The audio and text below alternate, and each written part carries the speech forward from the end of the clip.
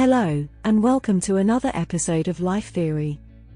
Life has many lessons to offer us during our time on Earth, but one that has proven to be an ever-evolving lesson is that what humans do for a living is constantly changing. There are some professions that might never go away, just like the oldest profession in the world, but we guess it stood the test of time for a reason. Okay, now that we got that out of the way, here is our list of 10 jobs that won't exist in the near future. Some due to automation, some due to pure lack of use. Number 1. Cashiers. During the mid-1900s, when the world was turning into the consumer-driven place we know today, all companies were in a massive need of cashiers. There was no bank card payments back in the day. People actually got some cash out of an envelope and let shopping. And the only way you could pay for something was to actually go out and pay the cashier at the checkpoint. No computers, no online shopping, nothing. Forward to today, and no one needs a cashier anymore. You don't need humans to count how much money they give you and how much they need to give you back. No one is using cash anymore. We personally haven't got more than $10 in our pocket for the past 3 years.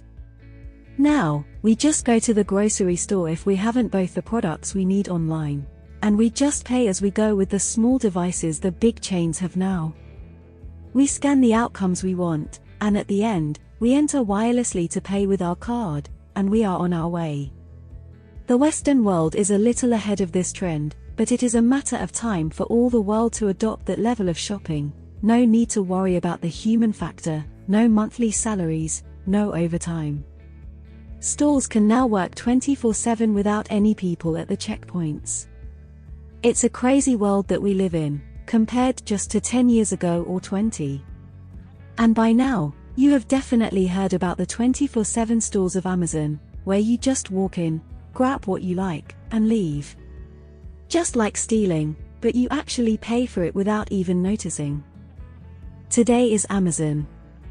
In 10 years, it could be every store on the planet. Number 2. Dispatchers. The days when you had hundreds of people changing cable lines on a giant board. The job of dispatchers is still essential today. When you call 911, you still need someone to navigate the call to the fire department, the police, or the hospital. And those planes aren't getting clear to land or take off by computers yet. The days when lines of code are going to replace all dispatchers are coming. In the past, we used to call for a taxi and wait for a dispatcher. Now just a single press of a button, you have an Uber or a Lyft to come and take you. It is just a matter of time, testing, and we can let a computer algorithm take it from there. Number 3. Assembly line worker jobs. Not so long ago, almost all jobs used to be in factories. You just stood on a line and put nuts and bolts on something. Then the person down the line used to put something else until you kind of had a finished product. We strongly suggest watching the movie Modern Times with Charlie Chaplin. It paints a picture more than words can say. People used to work 6 days a week, 8 to 12 hours a day, until they died, doing the same repetitive job and called that living. They are people still today, who are afraid of automation, and want to live the life of the past. Work, do the same useless task, eat, sleep, and die. Now, there are almost no factories where people do that thing. It is all done by robots. They are still not the well-developed countries where humans are still the main factor, but this will change shortly.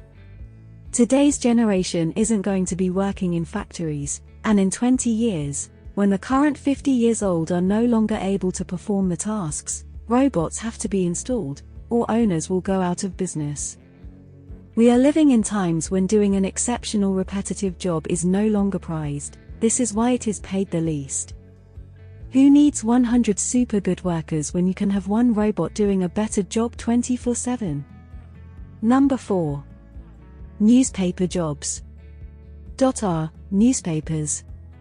The delivery boy or girl is throwing your newspaper from a bike. You going out in your jammies on the front porch with a cup of coffee, ready to read what is going on in the world. Do you remember that? If you are around 30, most likely not. Before the internet, people were mainly relying on words printed on paper to tell them the so-called truth about the world. No one reads newspapers anymore. Even people who print newspapers don't read the newspapers. The New York Times, Time Magazine, Washington Post, or Daily Mail in the UK. Content is mainly consumed online these days. If these names had to rely on newspapers, they would have been out of business by now. The same applies to newspaper delivery people. We don't know about you, but we don't know anyone who gets delivered newspapers on any other type of paper. Hello, the internet, the environment. And we are just turning 30. Imagine what the generation behind us is going to think about newspapers. News on paper? What? They will think of it as the Jurassic period. Number 5. Pharmacist jobs. We cannot tell you how many people we know who studied 6 years at university to get a master's degree just so they could spend 80% of their time selling vitamins and aspirin.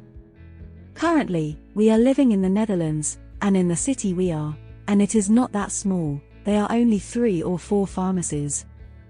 All the medicine we need, around 80% of what people buy day to day, can be found in grocery stores, home decor shops, and vending machines. There is still a need for someone to give you your prescribed medicine or create some drug that was suggested by your doctor, but all the other small stuff, it can be found in almost any store. A pharmacist is a well-paid professional, and this is one of the many reasons why their services won't be that needed in the future if a supply chain or even vending machine can satisfy up to 80% of people's demand. Number 6. Vacation travel agents. In one of our previous videos, we mentioned travel agent as a home office job, and it is. If you have the know-how and know where to locate 80% of your efforts, but let's get one thing straight. People who use travel agents for their vacation are either not so young anymore or don't know how to use the internet. If you are in your 20s or 30s, have you ever used a travel agency in your life for your vacation? Most likely, you haven't. You did the booking yourself, with, well, Booking or Airbnb. You bought your plane ticket from an app on your phone, and you did a quick research of what are the top places to visit at the location you chose. Before the internet, people didn't have access to that information, and they had to pay people to essentially Google for them. It's 2022. Would you pay someone to Google hotel in Spain for you? Or type esky.com to buy a ticket? We didn't think so. The younger generation doesn't need one more person or company to take from their time and freedom what to do on their vacation. They don't want to stay in a 5-star hotel or go to the oldest museum. They want to experience the culture. They all speak English, and they want to feel the county as a resident, a traveler, not a tourist. I mean, who wants to be a tourist anymore? The more connected the world becomes, the less need for someone else to control your free and leisure time. And yes, some business travel agents provide a wide spectrum of services for the biggest international event, and when you have booked every hour of your day to do business, you might need to pay some extra for someone else to do the boring and time-consuming stuff for you. But, as far as vacation goes, we have been to Sweden, Austria, Denmark, the Czech Republic, Romania, Germany, and the Netherlands. And we never needed a single agent to have a fantastic time. We just needed a phone and 2 apps. Number 7. Lumberjacks.